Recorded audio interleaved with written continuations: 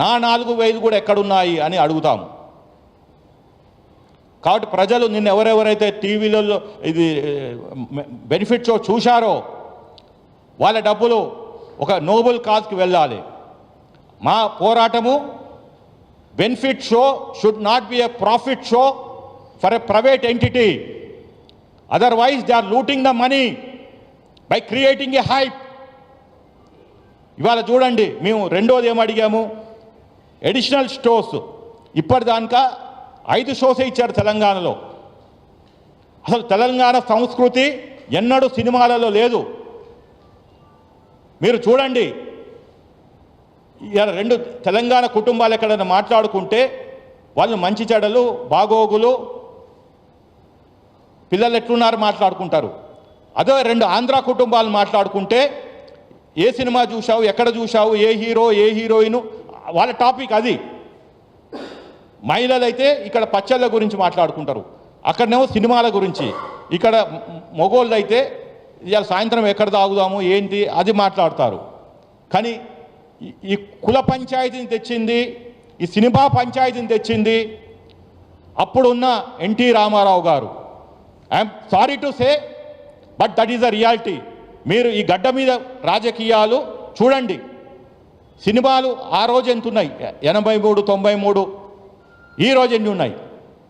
కాబట్టి ఇది ఒక నిజాం, ఏదో వాళ్ళు అంటుంటారు నైజాం సర్కిల్ అని, ఇంకేదో వాళ్ళ వాళ్ళ డిస్ట్రిబ్యూషన్ భాషల్లో. అవన్నీ మీరు చూస్తే మన దగ్గర హై నెట్వర్త్ ఇండివిజువల్స్ ఉన్నారు. Telangana is cash rich. ఇక్కడ అడకదినే వాళ్ళు లేరు. ఒకప్పుడు Nizam is the best ruler. Railway stations ఉన్నాయి, ఎయిర్పోర్ట్ ఉంది, బేగంపేట ఎయిర్పోర్ట్. కాబట్టి ఇక్కడ ఈ క్యాష్ రిచ్ని ఎలా చేసుకోవాలని చెప్పి ఒక్కొక్కరు వచ్చారు. అన్ఫార్చునేట్లీ పాత 10 సంవత్సరాలు ఆ దోపిడీని మళ్ళీ వీళ్ళే, గవర్నమెంటే తెలంగాణ వచ్చినాక కూడా దోపిడీని వీళ్ళే ఒక ఫెసిలిటేటర్గా గుత్తాధిపత్యం చేసి వాళ్ళకి ఇస్తున్నారు. ఇవాళ నేను ఛాలెంజ్ చేస్తున్నా, 7 సినిమాల షోలు ఎందుకు పెట్టారు? దానివల్ల ఏమైనా ఆదాయం తెలంగాణకు వచ్చిందా? లేకుంటే తెలంగాణ ప్రజలకు ఏమైనా ఎంప్లాయ్మెంట్ జనరేషన్ అయిందా? లేకుంటే సినిమా ఆపితే హైకోర్టు వేరే పిడ్లో ఆపలేమో అని చెప్పింది. ఆ సబ్జెక్టు కూడా వస్తాను నేను.